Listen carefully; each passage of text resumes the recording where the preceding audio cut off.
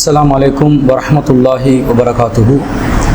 إن الحمد لله نحمده ونستعينه ونستغفره ونعوذ بالله من شرور أنفسنا ومن سيئات أعمالنا من يهده الله فلا مضل له ومن يضلل فلا هادي له وأشهد أن لا إله إلا الله وحده لا شريك له وأشهد أن محمدا عبده ورسوله أما بعد.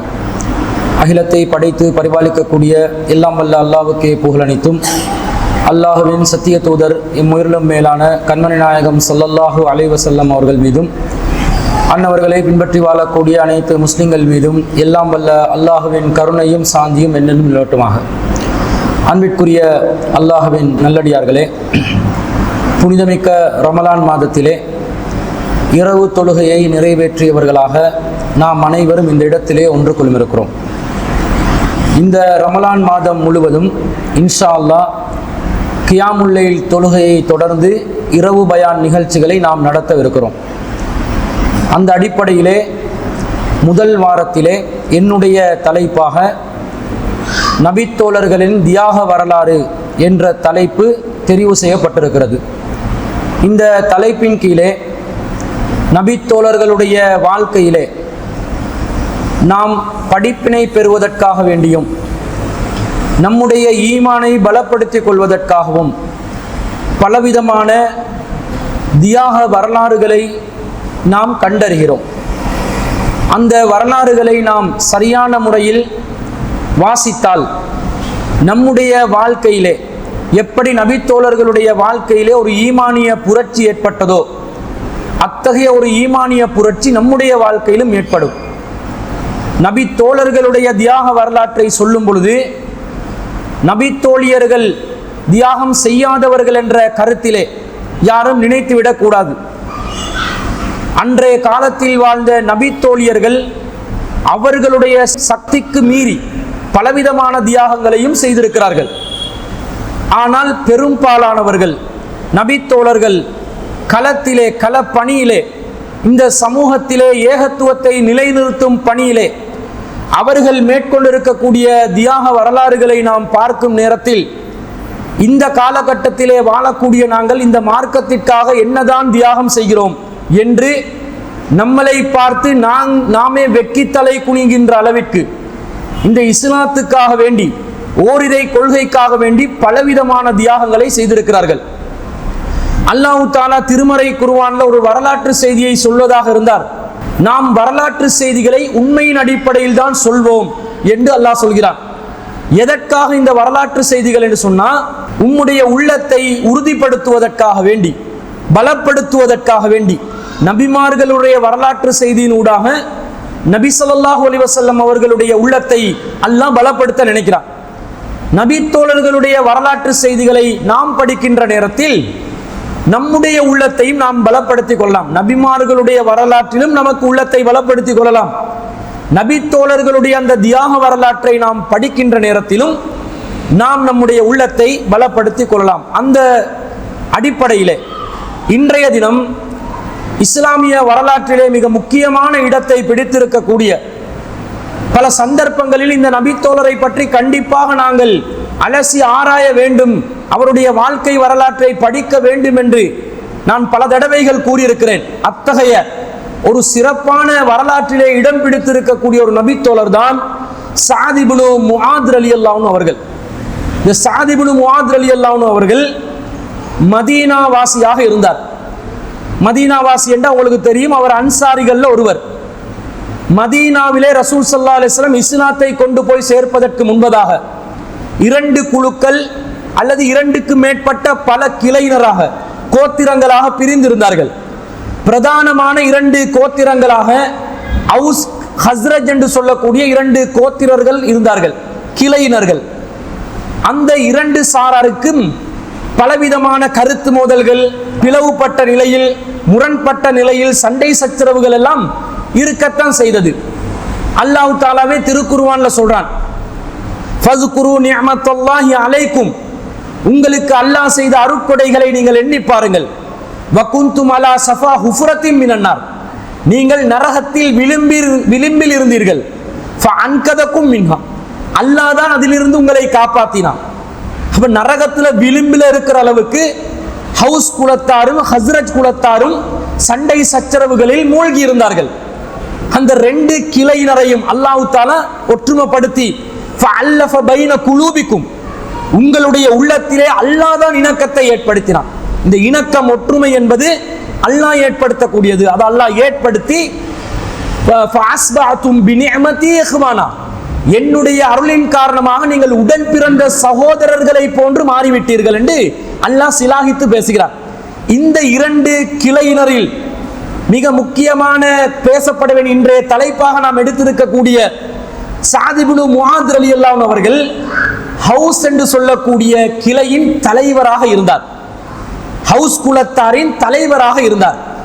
தலைவராக இருந்தவர் மதீனாவிலே ரொம்ப அந்தஸ்து பெற்றவராக இருந்தவர். அது ஒரு பழங்குடியினர், மதீனத்து பழங்குடியினர் தான் ஹவுஸ் கிளையினர்.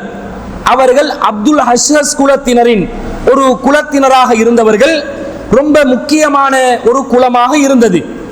அந்த குலத்தினர்கள் ஆரம்பத்தில் இஸ்லாத்தை ஏற்கக்கூடிய ஒரு நிலைக்கு தள்ளியவர் யார் என்று சொன்னா இந்த சஅத் இப்னு முஆத் ரலியல்லாஹு அன்ஹு அவர்கள். உங்களுக்கு தெரியும், நபிகள் நாயகம் ஸல்லல்லாஹு அலைஹி வஸல்லம் அவர்கள் ஹஜ்ஜுக்காக வேண்டி யாரெல்லாம் வருவார்களோ, ரசூலுல்லாஹ்வுடைய முழு வாழ்க்கையும் தாவா தானே, மொத்த வாழ்க்கையிலும் எல்லா சந்தர்ப்பத்திலையும் அல்லாஹ்வின் பாதையை நோக்கி மக்களை அழைத்து கொண்டுதான் இருப்பார்கள். இந்த பார்ட் டைம் ஜாபாக தாவா செய்யல, வாழ்க்கையில முழு நேர வாழ்க்கையாக தாவா இருந்தது. இப்ப மதீனால மக்களை ஹஜ் செய்வதற்காக யாரெல்லாம் வருகை தருவார்களோ, காபத்துள்ளாட ஒவ்வொரு வாசல்ல நின்று கொண்டு ரசூல் ஸல்லல்லாஹு அலைஹி வஸல்லம் அவர்கள் தாவா பண்ணுவாங்க. அப்படி தாவா பண்ணுகின்ற நேரத்தில் யத்ரிப் வாசிகள் ஹஜ்ஜுக்காக வருகின்ற சந்தர்ப்பத்தில் நபி ஸல்லல்லாஹு அலைஹி வஸல்லம் அவர்கள் அவர்களுக்கு மார்க்கத்தை எத்தி வச்சாங்க. எத்தி வைக்கும் போது இது அக்கபா உடன்படிக்கை என்று நாங்கள் கேள்விப்பட்டிருக்கிறோம். இந்த அக்கபா உடன்படிக்கை மார்க்கத்தை எத்தி வச்சு மார்க்கத்தை ஏற்றுக்கொண்டவர்கள் ஆரம்பத்தில் ஒரு 12 பேர் இந்த மார்க்கத்தை ஏற்றுக்கொள்கிறார்கள். அவர்களோடு ரசூல் ஸல்லல்லாஹு அலைஹி வஸல்லம் அவர்கள் ஒரு அக்கபா உடன்படிக்கையை செஞ்சு, நீங்க போய் மதீனாவிலே ஏனைய கிளையினருக்கும் கோத்திரங்களுக்கும் தாவா பண்ணுங்க என்று சொல்லி கொடுத்து அனுப்புறாங்க. அந்த நேரத்தில் இந்த அக்கபா உடன்படிக்கையின் போது சஅத் இப்னு முஆத் ரலியல்லாஹு அன்ஹு அவர்கள் இஸ்லாத்துக்கு வந்து இருக்கல. ஆனா வந்த 12 பேர் என்ன பண்றாங்க, போய் தாவா பண்ண ஆரம்பிக்கிறாங்க. மதீனால யத்ரிப் வாசிகளுக்கு மத்தியிலே, ஹவுஸ் குலத்தாருக்கு மத்தியிலே, இன்னும் உப கிளையினர்களுக்கு மத்தியிலே தாவா பண்றாங்க. பண்ணி என்ன கேட்கிறாங்கன்னு சொன்னா, இரண்டாவது அக்கபா உடன்படிக்கைக்கு வருவதற்கு முன்பதாக நபிகள் நாயகம் ஸல்லல்லாஹு அலைஹி வஸல்லம் அவர்களிடம் எங்களுக்கு மார்க்கத்தை கற்றறிந்து கொள்வதற்காக வேண்டி நல்ல காரிகள் வேணும். அந்த காலத்துல காரிகள் இருந்தாலே போதும், குர்ஆனை ஓதி காண்பிக்கும் போதே அந்த கருத்து புரிஞ்சிடும். அரபிகள் தானே அவங்க, குர்ஆனுடைய கருத்துகள் வசனங்களை சொல்லி மீண்டும் விளக்கம் சொல்லி கொண்டிருக்க வேண்டிய அவசியம் கிடையாது. ஏண்டா அவ்வளவு தரத்துல அல் குர்ஆன் இருக்குது. நம்ம வேற்று மொழி உள்ளவர்கள் என்றதனால தான் வசனத்தை சொல்லி மொழிபெயர்ப்பையும் சொல்லி விளக்கத்தையும் சொல்ல வேண்டி இருக்குது. அப்ப அவர்கள் அரபிகள் என்பதனால காரிகளை கேட்டார்கள்.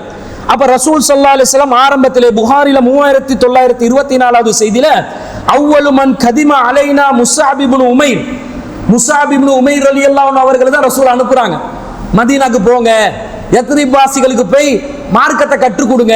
இந்த முஸ்அப் இப்னு உமைர் ரலியல்லாஹு அன்ஹு வரலாறு நீங்க பார்த்திருக்கிறோம். அனுப்புறாங்க.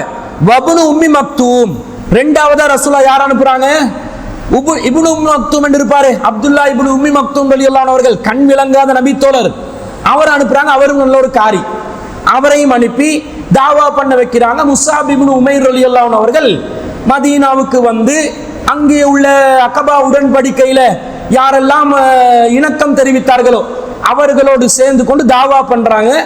அதுல அக்கபா உடன்படிக்கையில இருந்த ஒருவர் தான் அஸ்வத் இப்னு சுராரா ரலியல்லாஹு அன்ஹு அவர்கள். உங்களுக்கு தெரியும், ஆரம்ப ஜும்மா இஸ்லாமிய வரலாற்றுல அஸ்வத் இப்னு சுராரா ரலியல்லாஹு அன்ஹு அவர்கள் தான் நடத்தினார்கள் இஸ்லாமிய மார்க்கத்துல. ரசூல்லா ஹிஜ்ரத் செஞ்சு வருவதற்கு முன்பதாகவே ஜும்மா அது அஸ்வத் இப்னு சுராரா ரலியல்லாஹு அன்ஹு தலைமையில தான் நடந்துச்சு. அப்ப அவர் என்ன செய்கிறார், முஸ்அப் இப்னு உமைர் ரலியல்லாஹு அன்ஹு அவர்களுடன் சேர்ந்து கொண்டு தாவாவை ஆரம்பிக்கிறார்.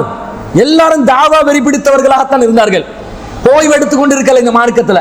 தாவா தாவா அல்லாஹ்வுடைய பாதையை நோக்கி மக்கள் அழைக்கணும் என்று தாவா பண்றாங்க. அப்படி தாவா பண்ணி நிறைய கூட்டத்தார சேர்ந்தாங்க. இரண்டாவது அக்கபா உடன்படிக்கையில 70 பேர் மதீனால ரசூலுல்லாஹ் மதீனால இருந்து வந்து சந்திச்சு இஸ்லாத்தை பிரச்சாரம் செய்யறதுக்கு உறுதிமொழி எடுத்துட்டு போறாங்க. அப்ப இந்த 2 பேர் சேர்ந்து அப்துல்லா இப்னு உம்மு மக்தூம் 3வது நபரும் சேர்ந்து நிறைய தாவாக்கள் பண்றாங்க. இப்படி தாவா பண்ணி கொண்டிருக்கும் பொழுது மதீனால ரொம்ப பிரதானமான கிளையாக ஹவுஸ் கிளை இருந்தது, கோத்தினத்தார். இவர்களுக்கு இது ஒரு சர்ச்சையாகுது.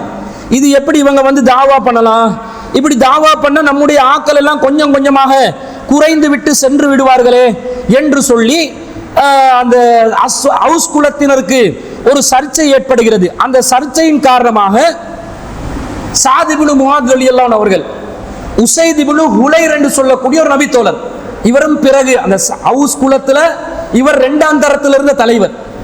இவங்க யார் என்று சொன்னா சாத் இப்னு முஆத் ரலியல்லாஹு அவர்களும் உஸைத் இப்னு ஹுலைர் ரலியல்லாஹு அவர்களும் யார் என்று சொன்னா சாச்சா பெரியப்பாட மகன்மார்கள், நானா தம்பி மாதிரி, நானா தம்பி இல்ல, நானா தம்பி மாதிரி.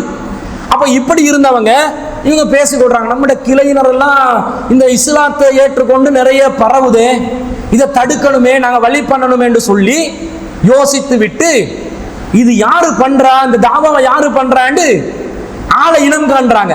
இனம் காணும் போது அவங்களுக்கு மெசேஜ் கிடைக்குது, உளவுத்துறை தேடுற மாதிரி மெசேஜ் வருது. என்னது? முஸாப் இப்னு உமைர் அவர்களும் அஸத் இப்னு சுராரா என்பவரும் தான் மிகவும் முன்முறமாக இந்த தாவால இருக்கிறாங்க. அப்ப இந்த 2 பேரை போய் சந்திக்கணும். ஆனா அஸத் இப்னு சுராரா என்பவர் சாத் இப்னு முஆத் என்பவருடைய சாட்சிட மகன். எப்படி கனெக்ஷன் வருதுன்னு பாத்தீங்களா?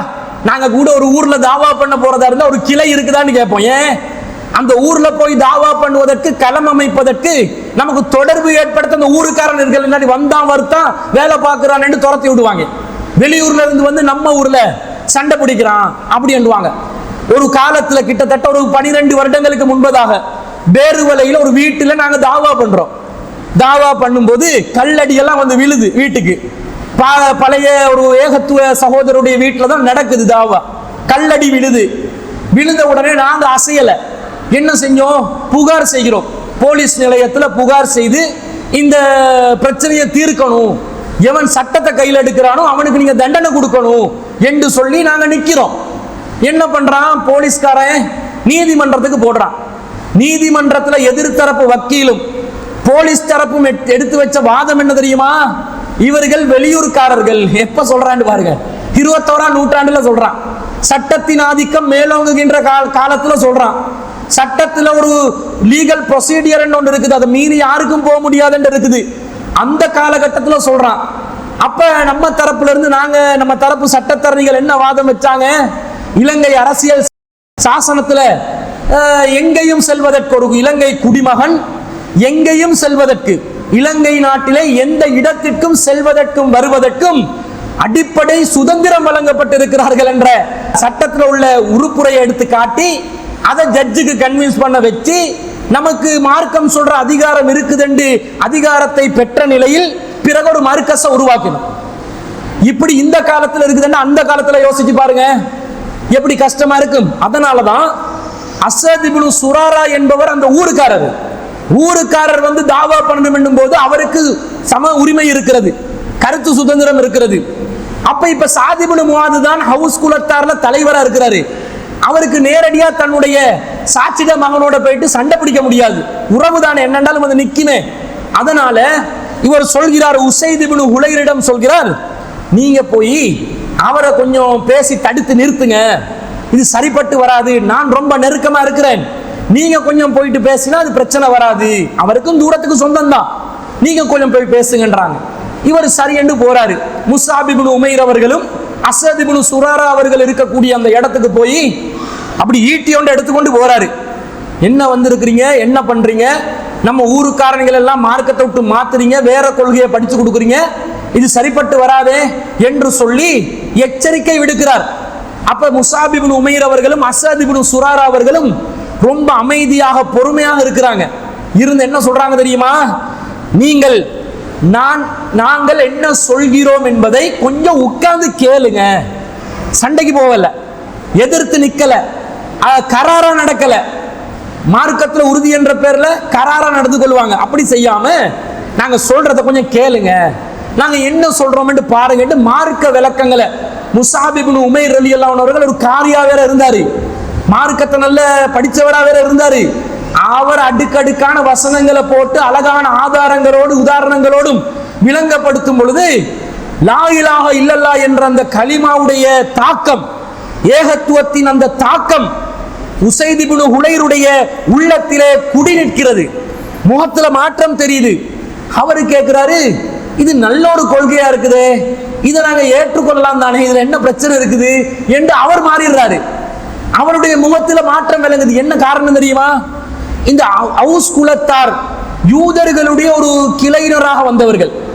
யூதர்கள் இஸ்ரேல்ல தானே இருந்தா ஆரம்பத்துல, சுலைமான் அலைஹிஸ்ஸலாத்துடைய காலத்துல முஸ்லிம்களாக நல்லவங்க இருந்தாங்களே, நல்லவங்க இருந்தாங்களா இல்லையா? தாவூத் அலைஹிஸ்ஸலாத்துடைய காலத்துல தாவூத் அலைஹிஸ்ஸலாத்தை நபியா ஏற்றுக்கொண்ட முஸ்லிம்களா நல்லவங்க பனு இஸ்ரவேலர்கள் இருந்தாங்களா இல்லையா? அந்த பனு இஸ்ரவேலர்களுக்கு ஒரு அவங்களோட வேதத்துல தௌராத்துல ஒரு முன்னறிவிப்பு இருந்தது.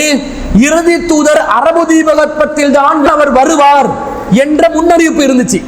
அதனால பனு இஸ்ரவேலர்கள் ஒரு சாரார் என்ன பண்ணாங்கன்னா மதீனால குடியிருந்தாங்க, அரபு மொழியை தாய்மொழியாக்கி கொண்டாங்க. அவங்க ஈப்ரு மொழியிலிருந்து மாறினாங்க. ஏன்? தங்களிலிருந்தே ஒரு தூதர் உருவாகட்டும், அரபு இனத்தவர்களில் தூதர் வர வேண்டியதில்லை, எங்களிலிருந்தே ஒரு தூதர் வரட்டும் என்று சொல்லி மொழியே மாற்றி கொண்டாங்க. எப்படி டெக்னிக்குள்ள ஆக்கலன்னு பாருங்க. அப்படி இருந்து இந்த காலத்துல தொழில்நுட்பத்தை அவங்க பயன்படுத்துறாங்களா இல்லையா? அப்படி இருந்து அந்த யூத கருத்துக்களையும் விதைத்த நிலையில் தான் மதீனாவிலே வாழ்ந்தார்கள். அப்ப சாத் இப்னு முஆத் அவர்களுக்கு உசைத் இப்னு ஹுலைர் போன்றவர்களுடைய உள்ளத்தில எல்லாம் ஒரு நபி வருவார் என்ற எண்ணம் இருக்குது. அவர் மார்க்கத்தை சொல்லுவாரு, வேத அறிவிப்புகள் வரும் என்ற பேசிக் இன்ஃபர்மேஷன் இருந்ததனாலதான் மக்கால நபி வந்துட்டார் என்ற செய்தி வந்தோடனே மதீனத்து மக்கள் உடனடியாக அதை ஏற்றுக்கொள்ளும் மனோநிலைக்கு மாறினார்கள். விளங்கிச்சா உங்களுக்கு? எவ்வளவு கஷ்டமா இருந்துச்சு. ஆனா மக்கால மதீனால எவ்வளவு லேசா இஸ்லாம் பரவுதுண்டா அவர்களுடைய உள்ளத்தில் நபியுடைய ஒரு எதிர்பார்ப்பு சாடமாடி அங்க லைட்டா உள்ளத்துல அந்த எண்ணம் இருக்குது. அப்படி இருந்த ஒரு மனோநிலையில தான் உசைத் இப்னு ஹுலைரும் இருந்தார். அவர் போய் இந்த தாவாவை கேட்டோன்னே, அப்படி இது என்ன வார்த்தைகள், எவ்வளவு அழகான நளினமான வார்த்தைகள், எவ்வளவு கருத்தால் மிக்க சொற்கள், இதுல எந்த பிரச்சனையும் இல்லை, நான் இஸ்லாத்துக்கு வர்றதுக்கு என்ன பண்ணணும் என்று அவர் கேட்கிறாரு. அப்படியா, நீங்க கலிமாவை சொல்லுங்க, அஷ்ஹது அல்லா இலாஹ இல்லல்லாஹ் வ அஷ்ஹது அன்ன முஹம்மதன் அப்துஹு வ ரசூலுஹு. அவர் கலிமாவை சொல்லிட்டு அவர் ஐடியா கொடுக்கிறார். இப்ப இந்த ஊர் முழுக்க இந்த தாவாவை கொண்டு போய் சேர்க்கணும் என்றா என்னை விட ஒரு ஆள் இருக்கிறாரு. அவர் யாரு? அவர் தான் இவர் அனுப்பிவிட்டவர், சாத் இப்னு முஆத். அவர் தான் இந்த ஹவுஸ் குலத்தாரின் தலைவரா இருக்கிறாரு. அவரை நீங்க கன்வின்ஸ் பண்ணுங்க. அவரை கன்வின்ஸ் பண்ணினா மொத்த மதீனாவிலும் இஸ்லாம் பரவிவிடும். இப்ப விளங்குதா சாத் இப்னு முஆத் ரலியல்லாஹு அன்ஹுடைய இடம் என்னண்டு, அந்த சமூகத்தில் இருந்த அந்தஸ்து என்னண்டு விளங்குதா? விளங்குது. அப்ப இத சொன்ன உடனே அவங்க சொல்றாங்க, அவரை நாங்க சந்திக்கவும் ரெடி, அவரா கேட்டாலும் விளக்கம் சொல்லவும் ரெடி என்று சொல்லும் போது இவர் சொல்றாரு, நான் அவரை கூட்டிட்டு வர்றேன், ஒரு விதமா கூட்டிட்டு வர்றேன். அவர் போறாரு. போயிட்டு அவர் சொல்கிறார், உங்களோட கிளையினர்களுக்கு எதிராக, அவுஸ் குலத்தாருக்கு எதிராக ஒரு கூட்டத்தினர் ஒரு காரியத்தை பண்ண போறாங்க. ஹாசா கூட்டத்தார் உங்களுடைய உள்ள உடன்படிக்கையை மீறி உங்களுடைய சிறிய தாயின் சாட்சிட மகனான அஸத் இப்னு சுராராவை கொலை செய்வதற்கு அலைந்து கொண்டிருக்கிறார்கள். என்ன ஏதன்னு நீங்க பார்க்க மாட்டீங்களா? உங்களுக்கு எதிராக ஹாசா குலத்தினர்கள் வரலாமா என்று கொஞ்சம் சொன்ன உடனே, இப்ப இவர் அஸதை கண்ட்ரோல் பண்ணதை இவர் அனுப்பினது, இவர் நிர்பந்திக்கப்பட்டார் அஸத் இப்னு சுராராவை பாதுகாப்பதற்கு. எப்படி உசைத் இப்னு ஹுலைர் ரலியல்லாஹு அன்ஹு அவர்கள் செய்த வேலையை பார்த்தீங்களா? அஸத் இப்னு சுராரா ரலியல்லாஹு அன்ஹு அவர்களை பாதுகாக்க இவர் நினைத்து அப்படியே என்ன செய்யறாரு, இவரை ஈட்டியோட வாராரு. ஆனா அவருக்கு கொஞ்சம் சாடமாடைய விஷயம் விளங்குது. ஏன்னா போனவர்கிட்ட இருந்த முகத்துல பாவனை இல்ல, வந்தவர்கிட்ட முகத்துல இருக்குது. மாற்றத்தை உணர்கிறார். முகம் போன போக்கிலே வந்த நேரத்தில் இருக்குது. வித்தியாசம் அகத்தின் அளவு முகத்தில் தெரியும் என்பார்கள் தானே. இவருடைய உள்ளத்துல என்னமோ மாற்றம் இருக்குது என்றாலும் சொல்லிட்டாரு. என்னன்னு பார்ப்போம் என்று அவரே போறாரு. கேட்கிறார், அஸத் அவர்களே, அபு உமைமா அவர்களே, என்ன நினைச்சு கொண்டு இருக்கிறீங்க? குடும்ப உறவை காரணம் காட்டி எல்லாத்தையும் மார்க்கத்தை மதம் மாத்தலாம் என்று நினைச்சு கொண்டு இருக்கிறீங்களா? என்ன பண்ணி கொண்டு இருக்கிறீங்க? அந்த நேரத்தில் அஸத் இப்னு சுராரா அவர்கள், அமைதியா இருங்க, நாங்க சொல்றத கேளுங்க, நீங்க விருப்பம் என்றா ஏத்துக்கோங்க, விருப்பம் இல்லாட்டி விட்டுருங்க அப்படி என்றாங்க. இஸ்லாம் வாளால் பரப்பப்பட்ட மார்க்கம் என்றெல்லாம் விமர்சனம் செய்கிறார்கள். இஸ்லாத்துக்கு எதிரிகளாக இருக்கக்கூடியவர்கள் இஸ்லாமிய விரோதிகள் நபி தோழர்கள் எப்படி தாவா பண்ணி இருக்கிறாங்கன்னு பாருங்க. விருப்பம் என்றால் ஏற்றுக்கொள்ளுங்கள், விருப்பம் இல்லாட்டி விட்டுருங்க என்று சொல்லி தாவா பண்றாங்க. சொன்ன உடனே சரி என்னதான் சொல்றீங்க, உங்களோட விளக்கத்தை சொல்லுங்க என்று கேட்ட உடனே அவர் மீண்டும் முஸ்அப் இப்னு உமைர் பேசுறாரு, வாதங்களை வைக்கிறாரு, ஆதாரங்களை வைக்கிறாரு, குர்ஆன் வசனங்களை ஓதி காட்டுறாரு. சஅத் இப்னு முஆத் ரலியல்லாஹு அன்ஹு அவர்கள் சொல்கிறார்கள், அல்லாஹ் மீது ஆணையாக ஏற்றுக்கொள்வதற்கு எந்த தடையும் இல்லை, நான் ஏன் ஏற்றுக்கொள்ளாம இருக்கணும் என்று கேட்கிறாரு. உடனே இஸ்லாத்துக்கு வர்றாரு. வந்து சொல்கிறார், பயப்படாதீங்க, மொத்த மதீனா தீபகற்பத்திற்கும் இந்த மார்க்கத்தை கொண்டு போய் சேர்க்கிற வேலையை நான் பார்க்கிறேன் என்று சொல்லி அவருடைய கிளையினரை ஹவுஸ் குலத்தாரை அழைக்கிறார். அழைத்து பேசுகிறார், மக்களே நீங்கள் முஸ்லிக்கீன்களாக இருக்கிறீர்கள், நான் இஸ்லாத்தை ஏற்றுக்கொண்டு விட்டேன், இந்த இஸ்லாம் தான் என்னுடைய வாழ்க்கை நெறி, நீங்கள் சிறுக்கில் இருக்கிறதுனால இனிமேல் நாங்கள் உங்களுக்கு ஹலாலாக மாட்டோம், எங்களுக்கு உங்களுக்கு எந்த உடன்படிக்கையும் இல்லை, ஹலாலும் இல்லை நீங்க எங்களுக்கு என்று சொன்ன உடனே அந்த மக்கள் என்ன விஷயம், ஏன் திடீரென்று கிளறீங்க, ஏன் திடீரென்று எகிர்றீங்க, விளக்கத்தை சொல்லுங்க என்று கேட்ட உடனே அவர் சொல்கிறார், வணக்கத்துக்குரியவன் யாரும் இல்லை, அல்லாஹ்வை தவிர யாரையும் வணங்கக்கூடாது, முகமது நபியை நான் தூதரா ஏற்றுக்கொண்டிருக்கிறேன், நீங்களும் ஏற்றுக்கொள்கிறீர்களா அப்படி என்று கேட்டோன்னே பாதி அளவுக்கு மக்கள் உடனடியாக நாங்கள் ஏற்றுக்கொள்வதற்கு தயார் என்றாங்க. அப்ப சஅத் இப்னு முஆத் ரலியல்லாஹு அன்ஹு அந்த வார்த்தைக்கு எவ்வளவு மதிப்பு வச்சிருந்தாங்கன்னு பாருங்க, எவ்வளவு கண்ணியம் இருந்துச்சு பாருங்க, எப்படிப்பட்ட பொறுப்பான ஒரு தலைவர் என்று பாருங்க. இவர் இப்ப இஸ்லாத்தை ஏற்றுக்கொண்டால் ஆன்மீக ரீதியாக வெற்றி பெறுகிறார், லௌகீக ரீதியாக இவர் ஒரு தோல்வியை அடைவார். என்ன தோல்வி? ஹவுஸ் குலத்தாருக்கு இவர் தானுங்க தலைவரா இருக்கிறாரு, இவருக்கு மேல ஒரு தலைவர் முகமது ரசூலுல்லாஹ் என்று வருவாரு, அவர் வந்து அவருக்கு தலைமைத்துவம் போகும். பயந்தாரா, பின்வாங்கினாரா, யோசித்தாரா? இல்லை, அதெல்லாம் தேவையில்லை. உள்ளம் இலகுவான மதீனத்து வாசிகள் அன்சாரிகள் என்று ரசூலுல்லாஹி ஸல்லல்லாஹு அலைஹி வஸல்லம் அவர்கள் போற்றி புகழ்ந்த நபி தோழர்கள் உள்ளம் இலகுவானவர்கள், கரடு முரடானவர்கள் அல்ல, எதையும் விட்டு கொடுப்பதற்கு தயாரான மனோநிலையில் அந்த மக்கள்ல அறவாசி பேர் உடனே கேட்கிறாங்க, அப்ப மீதமுள்ளவர்களுடைய நிலை என்ன? மத்தவங்க சொல்றாங்க எல்லாம் தான், எல்லாருமே வர்றோம், ஆனா வந்தன்றதுக்காக மதீனா முழுவதும் வருமா? ஹஸ்ரஜ் குலத்தார் இருக்கிறார்கள், ஹஸ்ரஜ் குலத்தார் வந்தாதான் மதீனா முழுசா வரும். இவருடைய குலத்தார் அத்தனை பேரும் இஸ்லாத்தை ஏற்றுக்கொள்கிறார்கள். எவ்வளவு பெரிய ஒரு சிறந்த செயலை செய்தார் என்று சிந்தித்து பாருங்கள். பதவி ஆசை, பதவி மோகம், இந்த உலகத்தை ஆள வேண்டும் என்ற எண்ணம் சஅத் இப்னு முஆத் ரலியல்லாஹு அன்ஹு அவர்களுக்கு மாத்திரம் இருந்திருந்தால் அல்லாஹ்வுடைய அந்த கிருபையால அத்தனை பேர் இஸ்லாத்துக்கு வந்திருப்பாங்களா?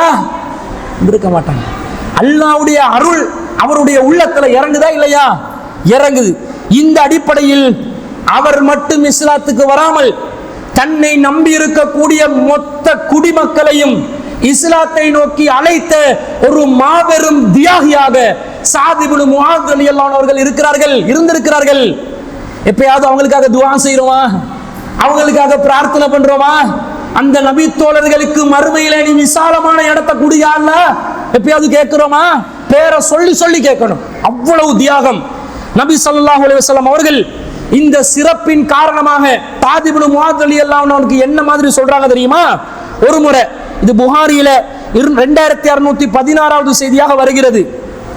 உஹுதியலின் நபி ஸல்லல்லாஹு அலைஹி வஸல்லம் ஹுப்பத்து சுந்துசின், ரசூலுல்லாஹ்வுக்கு பட்டாடையில ஒரு ஜுப்பா, ஜுப்பத்து சுந்துசின், ஒரு பட்டாடையில ஒரு ஜுப்பா ஸ்வெட்டர் ஒன்று கிடைக்குது.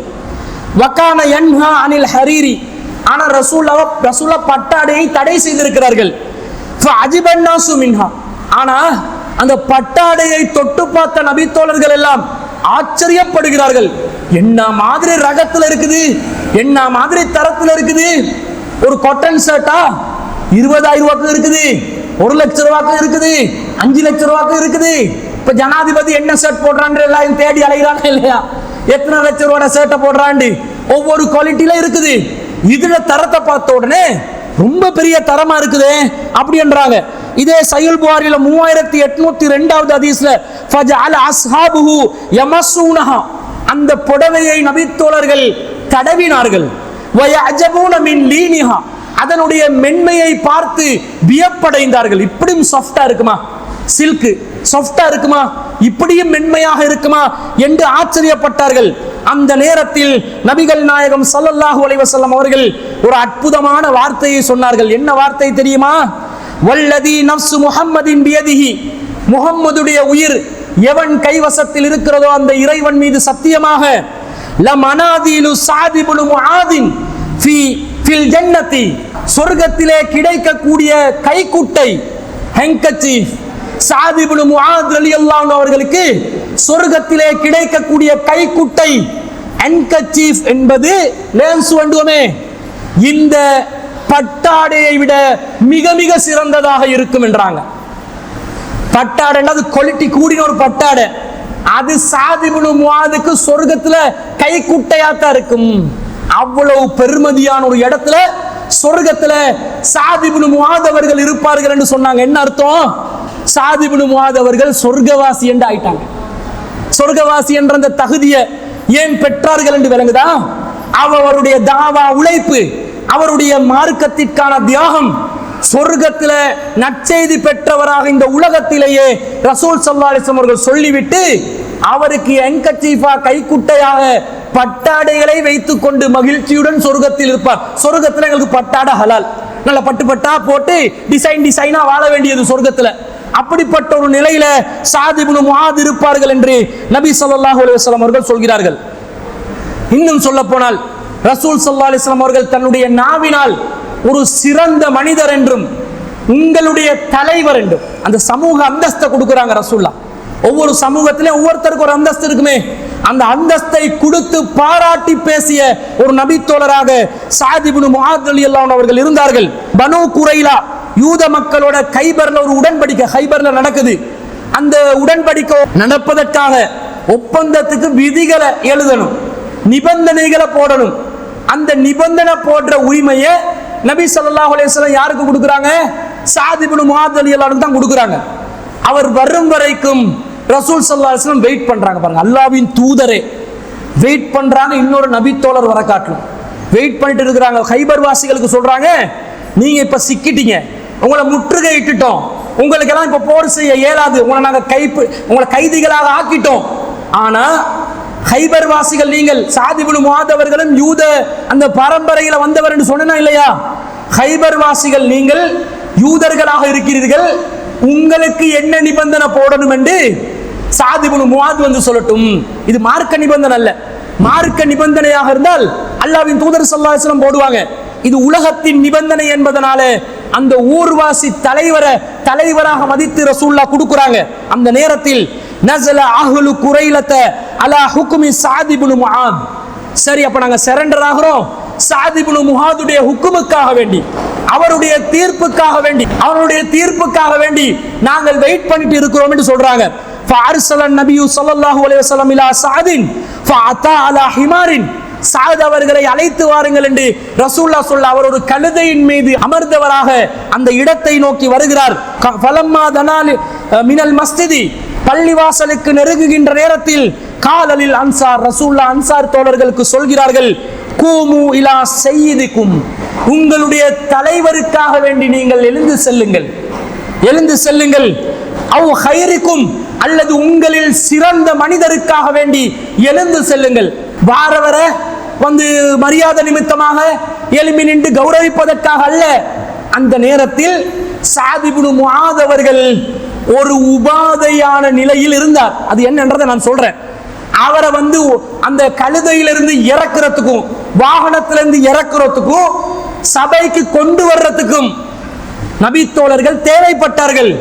அதனால ரசூலுல்லாஹ் எழும்பி போய், உங்கள் தலைவரை அழைத்து வாருங்கள், உங்களில் சிறந்தவரை அழைத்து வாருங்கள் என்று ஸஅத் இப்னு முஆத் ரலியல்லாஹு அன்ஹு அவர்களை கௌரவித்த செய்தி புகாரில 4121வது செய்தியாக நாங்கள் பார்க்கிறோம். இந்த நிலையில ஸஅத் இப்னு முஆத் ரலியல்லாஹு அன்ஹு அவர்கள் அந்த சிறந்தவர் என்ற ஒரு பட்டத்தை நபிகள் நாயகம் ஸல்லல்லாஹு அலைஹி வஸல்லம் அவர்களுடைய வாயிலிருந்து பெற்றுக்கொண்டதை நாங்கள் பார்க்கிறோம். இது மாத்திரம் அல்ல, நபி ஸல்லல்லாஹு அலைஹி வஸல்லம் சொல்றாங்க, ஒரு முறை பள்ளியில ரசூலுல்லாஹ் உட்கார்ந்து இருக்கிறாங்க, பெரிய மஜ்லிஸா இருந்தது. ரசூல் ஸல்லல்லாஹு அலைஹி வஸல்லம் யகூல் கால ரசூலுல்லாஹி ஸல்லல்லாஹு அலைஹி வஸல்லம் ஃபீ மஜ்லிஸின் அலீமின் மினல் முஸ்லிமீன், முஸ்லிம்கள்ல பெரும் கூட்டத்தார் இருக்கக்கூடிய ஒரு மஜ்லிஸிலே ரசூலுல்லாஹி அமர்ந்திருந்தார்கள். ரசூலுல்லாஹ் கேக்குறாங்க, உஹத்திசுக்கும் பி கைரி தூரில் அன்சார், அன்சார்கள்ல சிறந்த கிளையினர் யார் என்று நான் உங்களுக்கு அறிவிக்கட்டுமா? ஹவுஸ் கஸ்ரத் தான் இருக்கிறாங்க, இன்னும் கிளையினர்கள் இருந்தார்கள், யார் என்று அறிவிக்கட்டுமான்னு கேட்கிறாங்க. சஹாபாக்கள் சொல்றாங்க, காலு நஅம் யா ரசூலல்லாஹ், ஆம் அல்லாஹ்வின் தூதரே, யார் என்று அறிவியுங்கள். ரசூலுல்லாஹ் சொல்றாங்க, பனு அப்துல் அஸ்ஹல், அப்துல் அஸ்ஹல் என்று சொல்லக்கூடிய குலத்தார் தான், பனு அப்துல் அஸ்ஹல் என்று சொல்லக்கூடிய குலத்தார் தான் உங்களில் சிறந்தவர்கள். இந்த குலத்தார் யாருடைய குலத்தார்? சஅத் இப்னு முஆத் ரலியல்லாஹு அன்ஹு அவர்களுடைய ஹவுஸ் குலத்தாருக்கு தான் இந்த பெயரில் அழைப்பார்கள். அப்ப எப்படி ரசூலுல்லாஹ் அன்சாரிகள்லயே ஒரு தரத்துல மேல, கிளையினரில் கோத்திரங்களிலும் மேல் இடத்துல, இது குலம் என்றா உயர்ந்த குலம் தாழ்ந்த குலம் என்றது இல்ல, கோத்திரங்களாக இருந்தார்கள். ஒவ்வொரு பிரிவா இருந்து ஆளால ஐடென்டிஃபை பண்ண, எந்த பகுதியை சேர்ந்தவங்கன்ற மாதிரி, நான் மாளிகாவத்தக்காரன், நான் மரதானக்காரன், நான் கொம்பனி தெருக்காரன் என்று ஊரை பேரை சொல்லி பேசுற மாதிரி அறிமுகத்துக்காக வேண்டி, லித்தஆரஃபு அறிந்து கொள்வதற்காக வேண்டி இந்த பனு அப்துல் அஸ்ஹல் என்று சொல்லக்கூடிய குலத்தார் தான் சிறந்தவர்கள் என்றாங்க. சஹாபாக்கள் கேட்கிறாங்க, சும்ம மன் யா ரசூலல்லாஹ், பிறகு யார் அல்லாஹ்வின் தூதர் என்று கேட்கிறார்கள். சும்ம பனு நஜ்ஜார், பனு நஜ்ஜார் குலத்தார் தான் அடுத்த நிலையில் வருவார்கள். சும்ம மன் யா ரசூலல்லாஹ், பிறகு யார் அல்லாஹ்வின் தூதரே? சும்ம பனுல் ஹாரிஸ் இப்னு ஹஸ்ரஜ், பனு ஹாரிஸ் இப்னு ஹஸ்ரஜ் என்ற குலத்தார் அதற்கு பிறகு வருவார்கள். சும்ம மன் யா ரசூலல்லாஹ், பிறகு யார் அல்லாஹ்வின் தூதரே? சும்ம பனு சாயிதா, பிறகு பனு சாயிதா குலத்தார். இந்த தகீபத்து பனு சாயிதா அபூபக்கர் அவர்கள் உடன்படிக்கை செஞ்ச இடம், அந்த பனு சாயிதா குலத்தார் மஸ்ஜிது நபவிக்கு பக்கத்திலே வாழ்ந்த குலத்தார். இவங்க 4வது தரத்துல வராங்க. ஹஸ்ரஜ் குலத்தார் 3வது தரத்துல வராங்க. இந்த மாதிரி இந்த 3-4 உபபிரிவுகளா பிரிஞ்சு ஹஸ்ரத் குலத்தார் வரும் பொழுது, ஹஸ்ரத் குலத்தாரின் தலைவர் சஅத் இப்னு உபாதா, அவரும் ஒரு சிறந்த நபி தோழர். அவர் என்ன பண்றாரு, நம்மள 4ஆம் தரத்துக்கு போட்டாங்களே, இது என்னன்னு கேட்கணுமா இல்லையா, நாங்கள் இந்த ஊர்ல பெரிய ஆட்கள் தானே அப்படின்னு பேசுறதுக்கு நினைச்சு எழும்புறாரு. பக்கத்துல ஒருத்தர் சொல்றாங்க, 4ஆவதுலயாவது ரசூலுல்லாஹ் வச்சாங்க, கம்மென்னு கிடங்கன்றாங்க. தலைவர் தான், தலைவருக்கு கருத்து சொல்றாங்க, 4ஆவது அசர் ரசூலுல்லாஹ் வச்சாங்க, கம்மென்னு கிடங்க, அதை விட தாண்டி விடக்கூடிய ஒரு நிலைக்கு தள்ளி விட்டுறாதீங்க நீங்களே என்று சொன்ன அவர் அமைதி காக்கிறார். பிறகு புரிந்து கொள்கிறார், ரசூலுல்லாஹ் இந்த சஅத் இப்னு முஆதுடைய குலத்தாரை, கிளையினரை மிக உயர்ந்த சிறந்தவர்களாக சொல்கிறார்கள். காரணம், ஆரம்பத்தில் சாரை சாரையாக இந்த இஸ்லாத்தை நோக்கி வந்தவர்கள். அந்த தியாகத்துக்கு அந்த இடம் கொடுக்கணுமா இல்லையா? அவர்கள் தியாகம் செய்திருக்கிறார்கள். எவன் ஆரம்பத்தில் தியாகம் செய்வானோ அவனுக்கு எப்போதும் இந்த மார்க்கத்திலே தனி மதிப்பு உண்டு. அல்லாஹ்விடத்தில், மனிதர்களிடத்தில் கொடுக்கிற மதிப்புல அந்த அந்தஸ்தை நபி ஸல்லல்லாஹு அலைஹி வஸல்லம் எப்போதும் கொடுத்திருக்கிறார்கள். அந்த அந்தஸ்தை தான் இங்க இடத்துல கொடுத்திருப்பதை பார்க்கிறோம். இந்த செய்தி நாங்கள் புகாரியில 3632வது செய்தியா பார்க்கிறோம். இந்த சஅத் இப்னு முஆத் அவர்கள் ஒரு தலைவர் என்றா வெறும் தலைவர் மட்டும் இல்ல, வீரன், எதுக்கும் அஞ்சாதவர். அவர் தனியா போறார் உம்ரா செய்யறதுக்காக வேண்டி. அவருடைய நண்பராக இருந்தார் யாரு? உமையத் இப்னு ஹலப் என்று சொல்லக்கூடியவன். உமையத் இப்னு ஹலப் என்றா யாரு தெரியுமா? பிலால் ரலியல்லாஹு அன்ஹு அவர்களுடைய எஜமானாக இருந்தவன். பிலால் ரலியல்லாஹு அன்ஹு கொடுமைப்படுத்தினான் சொல்றமே, அந்த கொடுமைப்படுத்தினவன் தான் உமையத் இப்னு ஹலப் என்பவன். அப்ப இந்த உமையத் இப்னு ஹலப் என்பவர் சஅத் இப்னு முஆத் அவர்களுடைய நண்பராக இருந்தார், நல்ல ஃப்ரெண்டு. அவர் சொல்றார், சார் அவர் மக்கால ஒரு தலைவர், வாங்க வந்து நீங்க உம்ரா ஹஜ் செய்யறனா செஞ்சுட்டு போங்க, நான் உங்களை பார்த்துக்கொள்றேன். அவருடைய இடத்துல தங்க வச்சு உம்ரா செய்யறதுக்காக அனுப்புறாரு. இவர் என்ன செய்யறாரு, அதே மாதிரி சாம் தேசத்துல எங்கேயாவது ஒரு பயணம் போகணும் என்றா மதீனாவை தாண்டி தான் போகணும். அப்ப உமையத் இப்னு ஹலப் போன்றவர்கள் சஅத் இப்னு முஆதோட கூட்டு சேர்ந்து தான் அந்த வேலையை செய்வாங்க, அவங்களுக்கு வசதிக்கு. அந்த காலத்துல கண்டறிந்ததுக்கெல்லாம் போர் நடக்குமே, அதுக்காக அவரை கூட்டி போற அந்த நண்பர்களாக, பயணத்தோழர்களாகவும் இருந்திருக்கிறார்கள். அப்ப அந்த ஃப்ரெண்ட்ஷிப்புக்காக நீங்க வந்து உம்ரா செஞ்சு போங்க, இவர் உம்ரா செய்யறாரு. உம்ரா செஞ்சு கொண்டிருக்கும் பொழுது அந்த நேரத்தில் அபூ ஜஹல் வருகிறார். யாரு? மக்கால தலைவன், பெரிய தலைவன் அபூ ஜஹல். அபுல் ஹிக்கும் தான் பேரு, ரசூலா வச்ச பேரு அபூ ஜஹல். அபுல் ஹிக்கும் ஞானத்தின் தந்தை, ரசூலா வச்சது அபூ ஜஹல் மடையனின் தந்தை, மடைமையின் தந்தை. எப்படி எதிர்மறை என்று பாத்தீங்களா? தஸ்பமணியை உருட்டி கொண்டிருந்ததா நினைக்கிறாங்க ரசூல் ஸல்லல்லாஹு அலைஹி வஸல்லம். கவுண்டர் கொடுத்தா கொடுப்பாங்க, அப்படி செம்மையா கொடுப்பாங்க கவுண்டர் கொடுத்தா. அபூ ஜஹில். அவன் வந்து கேட்கிறான், மன் ஹாதல்லதி யதூஃபு பில் கஅபா, யாரு காபால தவாப் செய்யறது? காபா பொது இடம், பொது வணங்கும் இடம், யாருக்கும் கேள்வி கேட்கலாது. கேட்கிறான், மன் ஹாதல்லதி யதூஃபு பில் கஅபா, காபாவில் தவாப் செய்து கொண்டிருப்பது யார்? சாத் ரலியல்லாஹு சொல்றாங்க, அன சாதுன், நான் சாது தான். ஏன்னு கேட்கிறாங்க. சாது தான் செய்கிறேன், ஓடி ஒளியல, நான் சாது தவாப் செய்கிறேன், என்ன பிரச்சனைன்னு கேட்கிறாரு. அப்ப அபூ ஜஹல் சொல்கிறான், ததூஃபு பில் கஅபத்தி ஆமினன், நீ காபால ரொம்ப பாதுகாப்பா தவாப் செய்கிறியோ, எந்த பிரச்சனையும் உனக்கு இல்லையோ, வக்கது ஆவைத்து முஹம்மதன் வ அஸ்ஹாபஹு, முஹம்மதுக்கும் அவருடைய தோழர்களுக்கும் மதீனால அடைக்கலம் கொடுத்து விட்டு, அதாவது அபூ ஜஹலுடைய பார்வையில எங்க எதிரிக்கு அடைக்கலம் கொடுத்துட்டு நீங்க தைரியசாலி மாதிரி இங்க தவாப் செய்றியோ, பிரச்சனை இல்லாம தவாப் செய்றியோ என்று கேட்கிறார். அப்ப ஃபத்தலா ஹயா பைனஹுமா, சாத் இப்னு முஆத் அவர்கள் மௌனித்து இருக்கவில்லை, ஆர்கியூமென்ட் பண்றாங்க, விவாதம் பண்றாங்க. இது எனக்கும் சொந்தம், காபா பொதுவான இடம், நானும் இதுல தவாப் செய்ய முடிஞ்ச தடுத்து பாரு அப்படின்னு சவுண்டா ஆர்கியூமென்ட் போகுது. நம்ம மக்கள் கொஞ்சம் ஆர்கியூமென்ட் போனா பயந்துருவாங்க, ஆர்கியூமென்ட் பண்ணிடாதீங்கப்பா, ஆர்கியூமென்ட் பண்றாதீங்கப்பா, பள்ளிவாசல்ல கத்திராதீங்கப்பான்னுவாங்க. காபத்துள்ளால ஆர்கியூமென்ட் போயிட்டு இருக்குது. போற நேரத்துல அப்ப இந்த ஃபகால உமையத்துல் சாதின், உமையா வந்து சாதுக்கு சொல்றாரு, லா தர்ஃபா சாதக அலா அபில் ஹக்கமி, அபுல் ஹக்கம் அவருக்கு முன்னால் உங்களுடைய குரலை நீங்கள் உயர்த்த வேண்டாம், சத்தமாக நீங்கள் பேச வேண்டாம். ஃபஇன்னஹு சய்யிது அஹ்லுல் வாதி, அவரது அஹ்லில் வாதி, அவர்தான் இந்த மக்கா பள்ளத்தாக்கிலே தலைவராக இருக்கிறார். சாத் ரலியல்லாஹு சொல்றாங்க, வல்லாஹி ல இன் மனஅதனி அன் அதூஃப பில் பைத்தி, அல்லாஹ் மீது சத்தியமாக இந்த காபாவிலே என்னை தவாப் செய்வதற்கு நீங்கள் தடை விதித்தீர்கள் என்று சொன்னால், லஅக்த அன்ன மத்ஜரக பிஸ்ஸாம், சாம்ல உங்களுக்கு இருக்கிற வியாபார தொடர்பை நான் அறுத்து விடுவேன், கட் பண்ணிடுவேன் கனெக்ஷனை. வியாபாரியா இருந்திருக்கிறார் விளங்குதா இல்லையா? சாமுல வியாபாரத்துக்கு நீங்க ஆக்கள் அனுப்புவீங்களா, கனெக்ஷன் கட் ஆகிரும், பொருளாதார பிரச்சனை வந்துடும் என்று சொல்கிறார். அப்ப சொல்லும் பொழுது அவன் வந்து இல்ல நீ பேசதான் கூடாது, ஃப்ரெண்டு தான், ஆனா ஊர் தலைவர் என்று வரும்போது ஜமாத்து தலைவர் சொல்லிட்டார், என்ன பண்ண மச்சான் போயிட்டு வாண்டுவான், பயான் பண்றதுக்கு வா, நீ பண்ணு, ஓண்ட கொள்கை உனக்கு, ஏண்ட கொள்கை எனக்கு அண்டுவான். போயிட்டு பயான் பண்ண போல 2 பேரு வருவாங்க, விவரமே இருக்காது, மார்க்கத்துக்கு அவனுக்கு சம்பந்தமே இருக்காது, மலைக்கும் பள்ளிக்கு ஒதுங்க மாட்டாங்க. அவங்க 2 பேர் வந்து எங்களுடைய மூதாதையர்களுடைய மௌலூத் மீலாத் இல்லை என்று சொல்கிறார் என்று கத்துவான். அப்ப மூதாதையர்களுடைய மார்க்கம் என்று சொல்லி கத்தி புலம்புவாங்க. புலம்பின உடனே இவன் என்ன செய்வான், கூட்டி வந்தவன் இப்படி வரும் என்று நான் நினைக்கலாம் மச்சா, நீ பாக்குறத பாத்துக்கோ, நீ செய்யறத செஞ்சுக்கோ, நான் போறேன்னு கிளம்பிடுவான். இப்படிப்பட்ட ஒரு நிலை இருக்குமா இல்லையா? இருக்கும். இந்த மாதிரி ஒரு நிலைமை வருது. அப்ப சாத் ரலியல்லாஹு சொல்றாங்க, இன்னி சமயத்து முஹம்மதன் ஸல்லல்லாஹு அலைஹி வஸல்லம் யஸ்உமு, நபி ஸல்லல்லாஹு அலைஹி வஸல்லம் அவர்கள் ஒரு செய்தியை அடிக்கடி சொல்லிக் கொண்டிருந்தார்கள். என்ன தெரியுமா? அன்னஹு காத்திலுக, அவர்கள் உன்னை கொலை செய்ய இருப்பதாக சொல்லிக் கொண்டிருந்தார்கள்.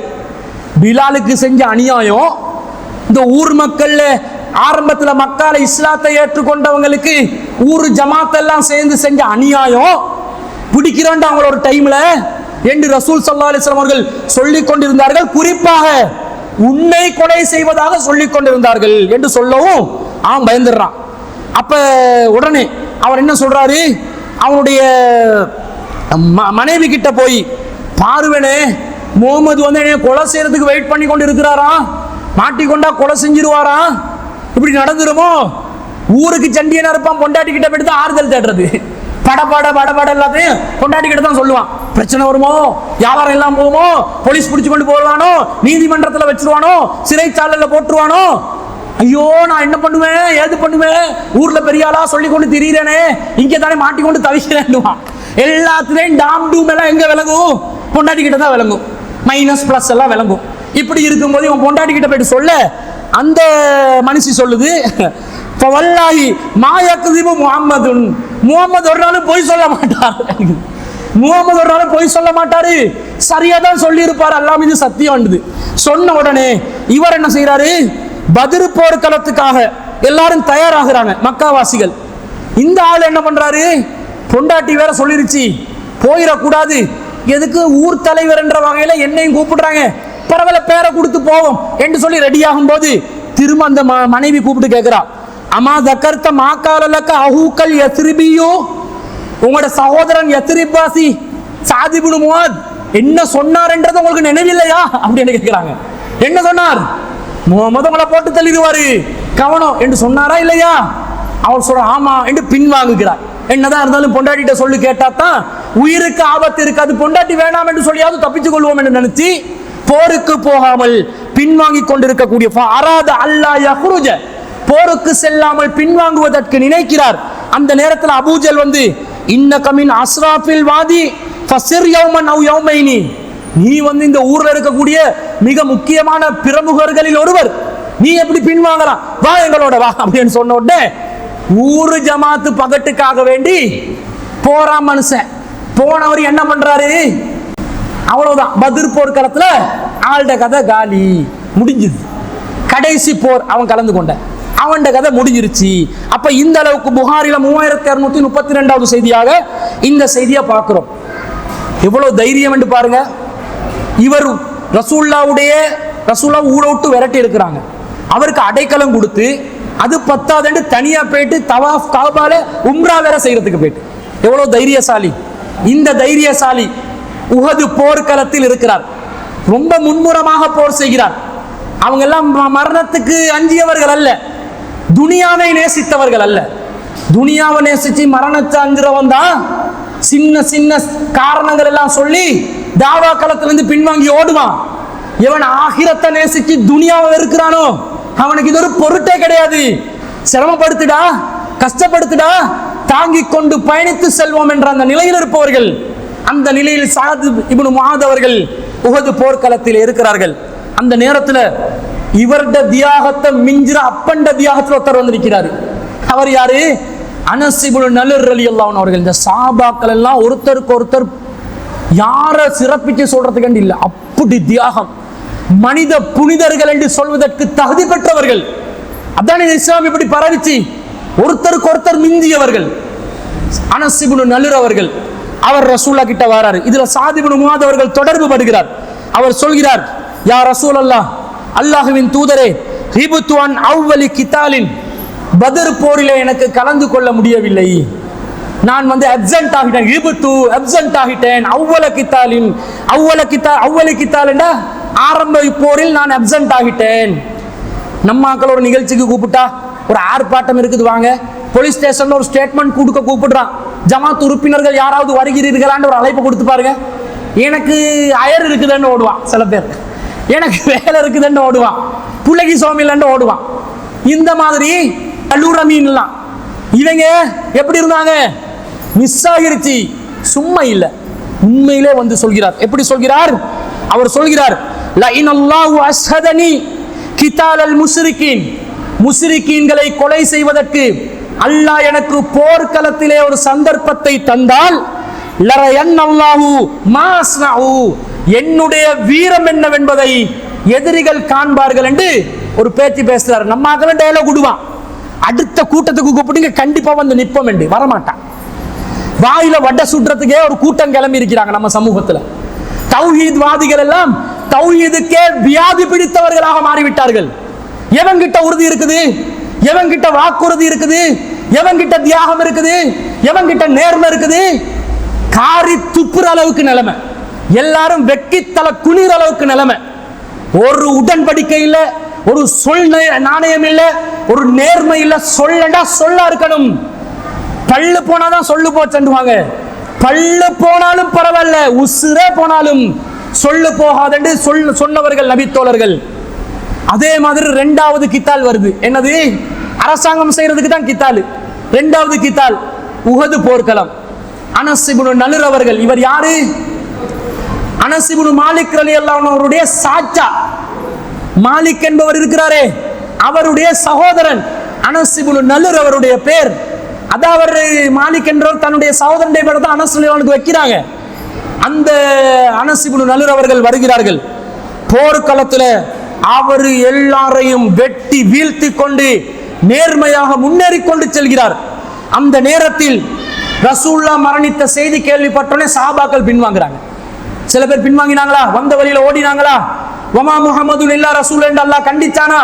இப்படி பல விஷயங்கள் நடக்குது. இந்த நேரத்துல அவர் சொல்ற அல்லாஹும்ம இன்னி அத்ததிரு இலைக மிம்மா ஸனஅ ஹாஉலாயி யானி அஸ்ஹாபஹு, இறைவா இந்த தோழர்கள், நபி தோழர்கள் இப்படி பின்வாங்கி கொண்டு ஓடியதற்காக வேண்டி நான் உன்னிடத்தில் மன்னிப்பு கேட்கிறேன் இறைவா. நான் ஓட மாட்டேன். அல்லாஹ்வின் தூதர் அவர்களே மரணித்து விட்டாலும் இந்த களத்தை விட்டு நான் பின்வாங்க மாட்டேன் அல்லாஹ்வின் தூதர் என்று அவர் சொல்கிறார். அப்படியே போர்க்களத்திலே முன்னேறுகின்ற செல்லுகின்ற நேரத்தில் முஸ்ரிக்கீன்களை அவர் வீரமாக தாக்கி கொண்டு வருகின்ற நேரத்தில் சாத் இப்னு முஆத் ரலியல்லாஹு அன்ஹு அவர்களை சந்திக்கிறார். அப்ப பின்வாங்கி ஓடாத ஒரு அடுத்த தலைவர் யாரு? சாத் இப்னு முஆத். சாத் இப்னு முஆத் ரலியல்லாஹு அன்ஹு அவர்களிடம் அனஸ் இப்னு நலிர் அவர்கள் கூறுகிறார்கள், யா சாத் இப்னு முஆத், சாத் இப்னு முஆதே, அல் ஜன்னத வ ரப்பின் நலரி, நலர் குலத்தாரின் இறைவன் மீது சத்தியமாக இதோ சொர்க்கம் இருக்கிறது, இதோ சொர்க்கம் இருக்கிறது. நான் போர்க்களத்தில், இஸ்லாமிய அரசாங்கத்தின் போர்க்களத்தில் இருக்கிறேன். எனது உயிர் போனால் எனக்கு சொர்க்கம். விளங்கிச்சா? அந்த தைரியத்தோட மன வீரத்தோட சொல்கிறார். சொல்லுகின்ற நேரத்தில் இன்னி அஜிது ரீஹஹா மின் தூனி உஹதின், உஹது மலை அடிவாரத்திலே சொர்க்கத்தின் வாடையை நான் நுகர்கிறேன் சாத் இப்னு முஆதே என்று சொல்கிறார்கள். சொல்லிட்டு ஆளை பார்த்தா ஆளை காணோம். போர்க்களத்தில் முன்னேறி சென்று எதிரிகளால் வீழ்த்தப்படுகிறார். எந்த அளவுக்கு என்றால் சாத் ரலியல்லாஹு அன்ஹு ரசூலுல்லாஹ்வுக்கு பிறகு இந்த சம்பவத்தை சொல்லும் போது சொல்கிறார், ஃபமஸ்தாது யா ரசூலல்லாஹ் மா ஸனஅ, அனஸ் இப்னு நலிர் அவர்கள் ஈடு கொடுத்ததை போன்று என்னாலே எதிரிகளை ஈடு கொடுக்க முடியவில்லை அல்லாஹ்வின் தூதரே, அவ்வளவு பெரிய தியாகத்தை செய்தார் அப்படின்னு சொல்கிறார். எனக்கே முடியல அல்லாஹ்வின் தூதரே, எனக்கே முடியலண்டா அவர் எவ்வளவு செஞ்சிருப்பார், எவ்வளவு உச்சத்துல இருந்திருப்பார். ஒருத்தரை மிஞ்சக்கூடிய நிலையில ஒரு சஹாபி இருந்தார் என்று சொன்னா இல்லையா? அப்படி ஒரு நிலையில் இந்த மார்க்கத்துக்காக தியாகம் செய்தார். கால அனஸ், அனஸ் ரலியல்லாஹு அன்ஹு சொல்கிறார்கள், ஃபவஜத்னா பிஹி பில்அன் வ ஸமானீன மர்பத்தன், 80க்கு மேற்பட்ட வாள்வெட்டுக்களை அனஸ் இப்னு நலிருடைய உடம்பிலே நாங்கள் பார்த்தோம். அவு தானத்தம் பிரும்ஹின், அல்லது அம்புகள் ஏவப்பட்டிருந்ததை, ரம்யத்தன் பிஸஹமின், அம்புகள் ஏவப்பட்டிருந்ததை நாங்கள் பார்த்தோம். வவஜத்னாஹு கது குத்தில வகது மஸ்ஸல பிஹில் முஸ்ரிகூன ஃபமா அரஃபு அஹதுன் இல்லா உஹ்துஹு பிபனாபிஹி, இந்த அளவுக்கு முஸ்ரிக்கீன்களுடன் தியாகத்தோடு போர் செய்த ஒருவரை நாங்கள் யாரையும் பார்த்ததில்லை. அவ்வளவு பெரிய தியாகம். கடைசியில் அல்லாஹ் குர்ஆன் வசனத்தை இறக்குறான். என்ன வசனம்? சூரத்துல் அஹ்ஸாப் 33வது அத்தியாயத்தில் 23வது வசனம், மினல் முஃமினீன ரிஜாலுன் ஸதகு மா ஆஹதுல்லாஹ் அலைஹி, மனிதர்களில் சிலர் இருக்கிறார்கள் அல்லாஹ்வுடன் செய்த உடன்படிக்கைகளை அவர்கள் உண்மைப்படுத்தியவர்கள். வீராப்புக்காக, வாய் வார்த்தைக்காக பேசுபவர்கள் அல்ல, உண்மையாகவே களத்தில் நின்று தியாகம் செய்யக்கூடிய தலைவர்கள், மனிதர்கள், மூமின்கள். அல்லாஹ் சொல்கிறான், ஃபமின்ஹும் மன் கலா நஹ்பஹு, தமது இலக்கை அடைந்தவர்களும் மூமின்களில் இருக்கிறார்கள். வமின்ஹும் மை யன்தலிர், சிலர் மரணத்தை எதிர்பார்த்தவர்களாகவும் இருக்கிறார்கள். வமா பத்தலு தப்தீலா, எந்த நிலையிலும் அவர்கள் மாறிப்போவதில்லை, மாறப்போவதில்லை, இஸ்திகாமத்தா இருக்கக்கூடியவங்க அல்லாஹ் இருக்கிறான். அப்ப அந்த இடத்துல அனஸ் இப்னு நலிர் இருந்தார். அனஸ் இப்னு நலிரை பார்த்து எனக்கு இவர் போல ஈடு கொடுக்க முடியலண்டா, அதுக்கு ஈக்குவலா இவரும் வந்தார் என்று தான் அர்த்தம். எவ்வளவு கஷ்டப்பட்ட தியாகப்பட்ட நபித்தோழர்கள். அவங்கள சாதாரணமா நாங்க எடை போடலாமா? அவங்கள பின்பற்ற கூடாதுங்க, வஹியை தான் பின்பற்றணும். ஆனா இந்த மார்க்கத்தை நிலைநாட்டுவதற்கும், உயிர்ப்பிப்பதற்கும், பரப்புவதற்கும் மிக மிக பெரிய தியாகம் செய்தவர்கள் நபித்தோழர்கள். இந்த தியாகத்தின் அடிச்சுவடுகளை நம்முடைய வாழ்க்கையில் நாம் பின்பற்றுவதற்கு கடமைப்பட்டிருக்கிறோம். நான் இப்போது குறிப்பிட்ட செய்தி புகாரியில 2805வது செய்தியாக வருகிறது. அடுத்தது ரசூலுல்லாஹ்வுடைய வாழ்க்கையில ரசூலுல்லாஹ்வுக்கே தாங்க முடியாம போன ஒரு சம்பவம் தான் அன்னை ஆயிஷா சித்திகா ரலியல்லாஹு அன்ஹா அவர்கள் மீது அவதூறு சொல்லப்பட்ட செய்தி. என்ன பண்ணண்டே விளங்கல, ரசூலுல்லாஹ் ஸ்தம்பிச்சு நிக்கிறாங்க, மதீனாவே ஸ்தம்பிச்சு நிக்குது. வைஃபோட விஷயத்துல வந்து குறைய சொல்லார், அப்படிதானே?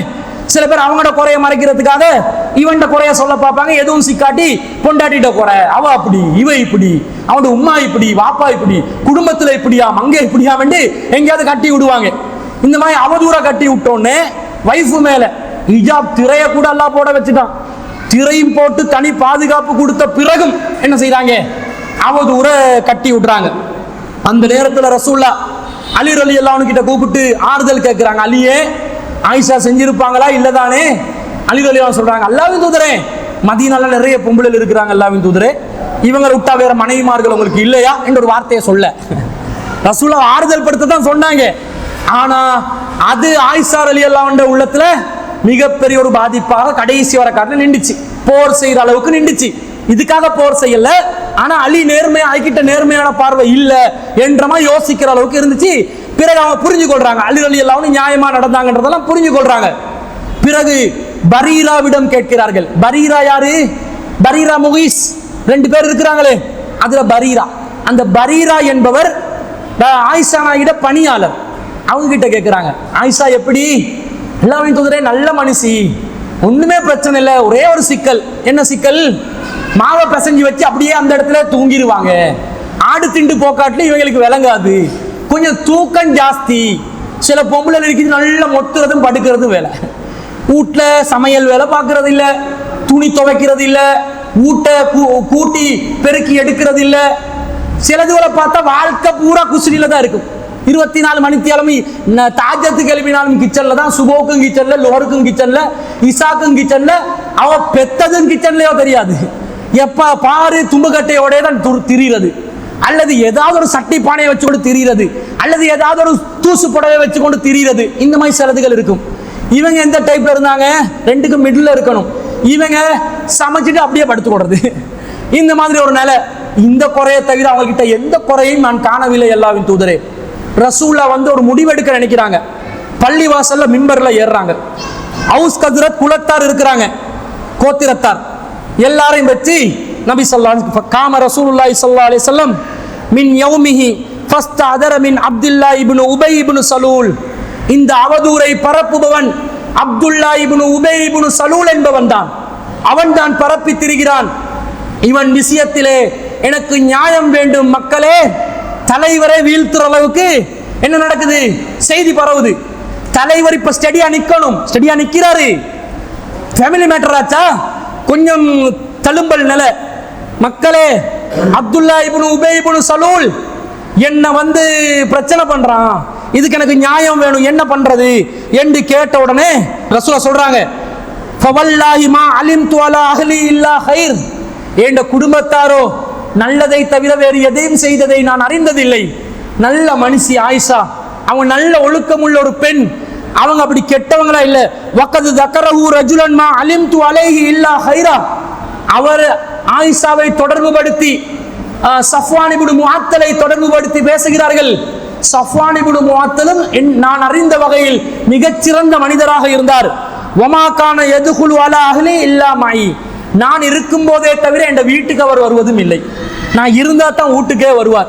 அவ்வளோ மரியாதையா நடக்கிறவர். அதே மாதிரி நான் வெளியே போனா என்னோட பயணத்தில் இருப்பார்.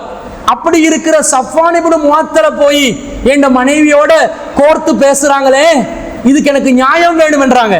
சொல்லும் போது உடனே எறும்புறார் தலைவர். யாரு? சாத் இப்னு முஆத். யா ரசூலல்லாஹ், அல்லாஹ்வின் தூதரே, அன வல்லாஹி அஸுருக மின்ஹு. அல்லாஹ் மீது சத்தியமாக அவன் விஷயத்துல நான் அவனை தண்டிக்கின்றேன், உங்களுக்கு நியாயம் பெற்று தருகிறேன்.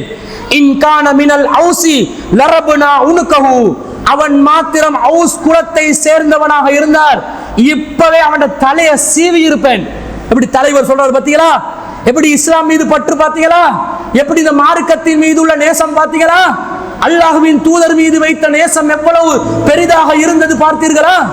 உடனே அல்லாஹ்வின் தூதரை நாங்கள் நம்புகிறோம், உங்களை நம்புறோம், அவன் மட்டும் ஹவுஸ் குலம் என்று வைங்க, கள்ளத்தை சீவிருவன் என்றாங்க. வைன்கான மின் இஹ்வானினா. ஆனா ஹஸ்ரத் குலத்தாரும் இருக்கிறார்கள், நம்முடைய சகோதரர்கள், அவர்கள் டாக்கலா இருந்தா மினல் ஹஸ்ரஜி அமர்தனா ஃபஃஅல்னா ஃபீஹி அமரக. அவங்களுடைய விஷயத்துல நாங்க என்ன செய்யணும்? நீங்க தான் ஆர்டர் போடணும். நாங்களா முந்தி கொண்டு அவங்களை வெட்ட போனோம், அவங்க எங்களோட முந்தி கொள்வாங்க சண்டைக்கு. அன்சாரிகள் எவ்வளவு இஜாப் சட்டம் எல்லாம் வந்த பிறகு கூட எப்படி நிலைமை பாருங்க. அவங்க சண்டை போட்டுருவாங்க, அதனால நீங்க எங்களுக்கு தீர்ப்பு சொல்லுங்க என்று சொன்னோன்னே சாத் இப்னு உபாதா எழும்புறாரு. திரும்ப அவங்களோட கிளையினரை 4வது நிலையில வச்சோன்னு எழுப்பினார் தானே, அவர் திரும்ப எழும்புறாரு. ஃபகாம சாத் இப்னு உபாதா வஹுவ சய்யிதுல் ஹஸ்ரஜி, அவர்தான் ஹஸ்ரஜ் குலத்தாரின் தலைவராக இருந்தார். வகான கப்ல ذلك ரஜுலன் சாலிஹன், அப்படியோ அவர் ஆரம்பத்தில் ஒரு நல்ல நிலையில் தான் இருந்தார். என்ன சொன்னாரு?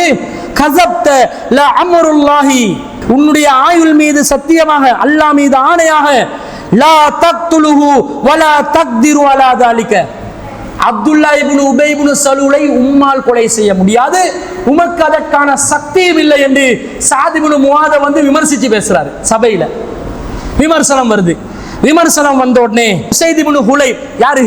சாத் இப்னு முஆதுடைய சாச்சாட மகன், அவர் எழுதுகிறார், கஸப்த சாத் இப்னு உபாதாவே, நீங்கள் தான் பொய் உரைக்கிறீர்கள். ல அம்ருல்லாஹி வல்லாஹி, அல்லாஹ் மீது சத்தியமாக, லனக்துலன்னஹு, நாங்கள் அவரை கொல்வதற்கு சக்தி பெற்றவர்கள். ஃபஇன்னக முனாஃபிகுன் துஜாதிலு அனில் முனாஃபிகீன், முனாஃபிக்குகளுக்காக வக்காலத்து வாங்கி பேசும் நீங்களும் ஒரு முனாஃபிக் தான் என்றாங்க. எங்க போகுது விஷயம்? எப்படி கராரா நின்றாங்கன்னு பாருங்க. யாருக்கு நிக்கிறாங்க? ரசூலுல்லாஹ்க்கு சார்பாக சாத் இப்னு முஆத் நிக்கிறார். ஆனா அவர் ஹஸ்ரத் குலத்தை சேர்ந்தவர். அப்துல்லா இப்னு உபை இப்னு சலூல் என்பவன் யூத குலத்திலிருந்து வந்தவன். அவன் ஹஸ்ரத் குலத்தின் சாயலில் இருந்தவன். அங்க கொலை செய்யணும் என்ற ஒரு நிலைமை தான் இப்ப வருது. அதனால சாத் இப்னு உபாதா குலம் கோத்திரம் என்று கொஞ்சம் எழும்புறாரு. இப்படி எழும்பக்கூடாது, அது தடுக்கப்படுகிறது. பிறகு வேணாண்டு தடுக்கப்படுது. எந்த அளவுக்கு ஆகுதுண்டா, ஃபஸாரல் ஹய்யானில் ஔஸ் வல் ஹஸ்ரஜு, ஹஸ்ரஜ் ஔஸ் குலத்தார் வாக்குவாதத்தில் ஈடுபட்டு சண்டை போடுற அளவுக்கு, ஃபேஸ் டு ஃபேஸ் வந்து நிக்கிற அளவுக்கு வந்துட்டாங்க. ஹம்மு வ ரசூலுல்லாஹி ஸல்லல்லாஹு அலைஹி வஸல்லம் அலல் மிம்பரி, அவங்களோட நிலையை பார்த்து ரசூலுல்லாஹ் மிம்பர்ல இருந்து இறங்கி ஃபனஸல ஃபஹஃபலஹும் ஹத்தா சகது, சண்டை பிடிக்காதீங்கப்பா, சண்டை பிடிக்காதீங்கப்பான்னு சமாதானப்படுத்துறால ரசூல் இறங்கி, உங்ககிட்ட ஆலோசனை கேட்டு வந்தனே, உங்களை சமாதானப்படுத்துற அளவுக்கு என்னைய ஆக்கிட்டீங்களேன்னு ரசூலை சமாதானப்படுத்திட்டு எல்லாரும் அமைதியாக்கிட்டு ஒரு தூண்ல போயிட்டு சாஞ்சி கொள்றாங்க. என்ன பண்றது, நம்ம சகாக்களும் குழம்பி நிற்கிறாங்களே, என்ன பண்றதுன்றாங்க. ஆனா இந்த செய்தி புகார்ல 2661வது செய்தி. சாத் இப்னு முஆத் எப்படி நின்றாருன்னு பாருங்க. ரசூலா கண்டொண்டு வரும்பொழுது எப்படி நின்றாருன்னு பாருங்க. சுன்னாவை நிலைநாட்டுவதற்காக இப்படி நாங்க நிக்கிறோமா? பிதஅத்துக்கு எதிராக நாங்கள் இப்படி நிக்கிறோமா? மார்க்கத்துக்கு சார்பாக நாங்கள் இப்படி நிக்கிறோமா? தான் கேள்வி. அவங்க ரசூலா கொண்டு வந்தா உசுர கொடுக்கும் ரெடி, நாங்க ஆளை விட்டா போதுமடாண்டு ஓடுறதுக்கு தான் தயாரா இருப்பாங்க எப்பயும். எனக்கெடா பேசி வேலை இல்லை. நம்ம சமூகம் விழித்துக் கொள்ள வேண்டும், ஏகத்துவ சமூகம் விழித்துக் கொள்ள வேண்டும் இந்த பாடங்களை பார்த்து. இப்படி ஒரு நிலை நபி ஸல்லல்லாஹு அலைஹி வஸல்லம் உடைய வாழ்க்கையில நடந்தது. அந்த சாத் இப்னு முஆத் ரலியல்லாஹு அன்ஹு அவர்கள் அந்த நிகழ்வை வச்சு நாங்கள் பார்க்கிறோம். இப்படி வீரமாக இருந்த இந்த சாத் இப்னு முஆத் அவர்கள் அஹலி போருக்காக, ஹந்தக் போருக்காக வேண்டி தயாராகுகிறார்கள். ஹந்தக் தெரிந்தானே, எல்லாம் வந்து அகலிகளை தோண்டி படையினரை வந்து, எதிரி படையினரை வந்து அந்த குழிகளில் வீழ்த்த வச்சு முறியடிக்கிறதுக்காகத்தான் சிஸ்டம் நடக்குது. இப்போ இந்த நிலையில ரசூலாம் பாடுபட்டெல்லாம் ஹந்தக் அந்த அகலிகள் எல்லாம் தோண்டினாங்கன்னு பார்க்கிறோம். சாத் இப்னு முஆத் அவர்கள் போர் கவசங்கள் எல்லாத்தையும் அணிஞ்சு கொள்கிறார். கைகளை மட்டும் மறைக்கல. எத கைகளுக்கெல்லாம் காட் போட்டு கொள்ளணுமே, ஏன்டா அது ஃபேஸ் டு ஃபேஸ் சண்டை. அம்பை எடுத்து ஏஞ்சிட்டான்டா உடம்புல ரத்தம் பீரிட்டு கொண்டு வந்துடும், ரத்தம் பிளட் வந்து வெளியேறிச்சண்டா உசுறு போயிடும். இவர் உடம்பெல்லாம் கவர் பண்றாரு, கையை கவர் பண்ணல. அவருடைய தாயாருக்கு எத்தி வைக்கப்படுகிறது. கொஞ்சம் கையை கையை மறைச்சு கொண்டு போனா என்ன இவரு தாயாரும் சொல்றாங்க, சாத் இப்னு முஆத் கையை மறைச்சு கொண்டு, டைம் இல்லை, போருக்கு தயாராகிட்டோம், நேரமாகுது, பரவாயில்ல நான் சமாளிச்சு. அவர் தலைவர் தானே, ஒரு கிளையினரின் தலைவர், அவர் தைரியசாலி வேற, சமாளிச்சு கொள்ளலாம்னு போறாரு. அப்படி போற நேரத்துல உஸீபு சாதுன் யௌமல் ஹந்தகி ஃபில் அக்ஹதி, சாத் இப்னு முஆத் ரலியல்லாஹு அன்ஹு அவர்கள் ஹந்தக் போர்க்களத்திலே அவர்களுடைய கையிலே நாடி நரம்பு வெட்டப்படுகின்ற அளவுக்கு அவருடைய கையிலே ஒரு அம்பு பாய்கிறது. எதை மறைக்கல? கைய.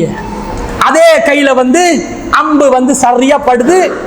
எதிரி அணியில் இருந்த ஒருவன் சரியா டார்கெட் பண்ணி ஃபலரபன் நபியு ஸல்லல்லாஹு அலைஹி வஸல்லம் ஹைமத்தம் ஃபில் மஸ்ஜிதி, ரத்தம் பீரிட்டு கொண்டு வருகிறது.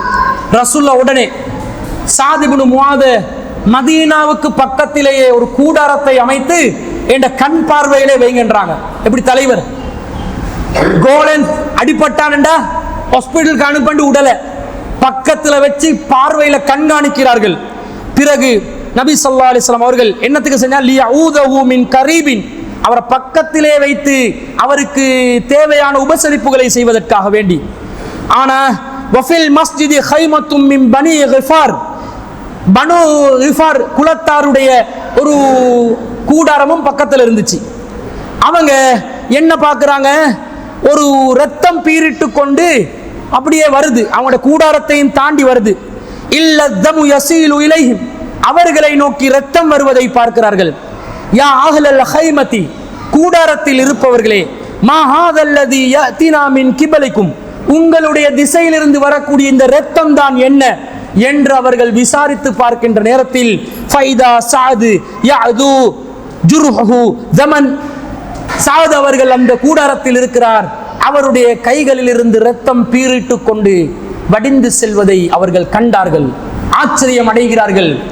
ஃபமாத ஃபீஹா, சஅத் இப்னு முஆத் அவர்கள் இப்படி ரத்தம் பீரிட்டு கொண்டு சென்றதனால் தான் ஷஹீதானார்கள் என்ற செய்தியை பார்க்கிறோம். அவர் கொஞ்சம் மறைச்சிட்டு போயிட்டு இருந்தால் அல்லாஹ்வுடைய வீதி நடந்துருச்சு. ஆனா அதுக்கெல்லாம் அவர் பின்வாங்கினவரோ, நான் மறைச்சு போயிட்டு இருக்கலாமோ, அவசரமா மௌத்து வந்துருச்சோ, உலகத்தை விட்டு நான் பிரிஞ்சிட்டேனோ என்றெல்லாம் அவர் கவலைப்படவில்லை. இது புகாரில் 463. எந்த அளவுக்கு அவர் தைரியசாலியாக இருந்தார் என்றால், நபி ஸல்லல்லாஹு அலைஹி வஸல்லம் அவர்கள் அவரை கூடாரத்தில் வைக்கிறாங்க. கூடாரத்தில் வச்சதுக்கு நான் சொன்னனே, அந்த பனு குரைலா குலத்தார் கந்தக்குக்கு வந்தாங்க. அவங்கள ஒரு நீதி கொடுத்து தீர்ப்பு கொடுக்கிறதுக்காக சாதிடம் ஒப்படைத்தார்கள் என்று அந்த தீர்ப்பை பெற்றுக்கொள்வதற்காக சாத கூட்டி வாங்கன்னு அப்பதான் சொன்னாங்க. இந்த ரத்தம் பீரிட்டு சென்று கொண்டிருக்கக்கூடிய நிலையிலும் நபிகளார் நம்மை அழைக்கிறார்கள் என்பதனால் உடனடியாக ரசூலுல்லாவுடைய சொல்லுக்கு கட்டுப்பட்டவர்களாக இரத்தத்துடனேயே அவர்கள் ஒரு கழுதையின் மேல் ஏறிக்கொண்டுதான் அந்த பனு குரைலா வாசிகள் இருக்கக்கூடிய இடத்தில், முற்றுகையிடப்பட்ட இடம், அந்த இடத்திற்கு சஅத் இப்னு முஆத் அவர்கள் வந்தார்கள். நம்ம ஆக்களுக்கு கொஞ்சம் மண்டை குத்து வந்தா 2 பிளாஸ்டர் அடிச்ச ஒரு கிழமைக்கு பள்ளிக்கு வர மாட்டான். எப்படி சோம்பேறி பயல்கள் என்று விளங்குதா? எப்படி இந்த மார்க்கம் பேசுவதற்கு தகுதி இல்லாதவர்கள் என்று விளங்குதா? எவ்வளவு தியாகம், ரத்தம் பீரிட்டு செல்கிறது. ரசூலுல்லாஹ் கூப்பிடுறாங்க, போறாங்க. போற நேரத்தில் தான் நபி ஸல்லல்லாஹு அலைஹி வஸல்லம் அவர்கள் அந்த ஒப்பந்தத்தை நிகழ்த்துறாங்க. அந்த நேரத்தில் ஃபனஸலு அலா ஹுக்மிஹி ஃபரத்தல் ஹுக்ம இலா சஅதின், தீர்ப்புக்காக வேண்டி தயாராக இருக்கிறார்கள். நபி ஸல்லல்லாஹு அலைஹி வஸல்லம் அவர்கள் பனு குரைலாவின் தீர்ப்பை சஅதிடம் ஒப்படைக்கிறார்கள். சஅத் அவர்கள் தீர்ப்பு கொடுக்குறாங்க. என்ன தீர்ப்பு? இந்த பனு குரைலா சஅதுடைய கிளையினரோடு வரக்கூடியவங்க தான், யூதர்கள். இவர் யூத பரம்பரையில தான் வர்றாரு, பனு இஸ்ரவேலர்கள். ஆனா இவருக்கு தீர்ப்பு கொடுக்க சொல்லி ரசூலுல்லாஹ் சொல்லிட்டாங்க. இப்ப போர் நடக்கலை, அவங்க சரண்டர் ஆயிட்டாங்க, முற்றுகையிட்டாச்சு, சரண்டர் ஆக்கியாச்சு. இப்ப அந்த ஊருக்காரன், அந்த கிளைவாஸ், அந்த கிளைஞருக்கு சாதகமான ஒரு தீர்ப்பை தான் கிளைஞர் எதிர்பார்ப்பாங்க இல்லையா? ஆனா நம்ம ஆள் தான் வர்றாரு, நம்ம இனத்துல ஆள் தான் வர்றாரு, நமக்கு சாதகமா பேசுவாருன்னு நினைச்சு அவங்க சைலண்டா இருக்கிறாங்க. அந்த நேரத்தில் மார்க்கம் தான் எனக்கு வேண்டும், மறுமைதான் எனக்கு வேண்டும், அல்லாஹ் ரசூல் மாத்திரம் தான் எனக்கு வேண்டும், இந்த உலகத்தில் உள்ள அற்பமான உறவுகளும் அற்பமான சுகங்களும் பதவிகளும் அந்தஸ்துகளும் தேவையில்லை என்று உதறி தள்ளிய ஒரு நபித்தோழர் சஅத் இப்னு முஆத் அவர்கள் என்ன செய்தார்கள் தெரியுமா? ஃபஇன்னி அஹ்குமு ஃபீஹிம், நான் அவர்கள் விஷயத்திலே தீர்ப்பு வழங்குகிறேன். அன் துக்தலல் முகாத்திலது, அவர்கள் யாரெல்லாம் நம்மோடு போர் செய்வதற்காக வந்தார்களோ அவர்கள் கொலை செய்யப்பட வேண்டும். சுப்ஹானல்லாஹ்.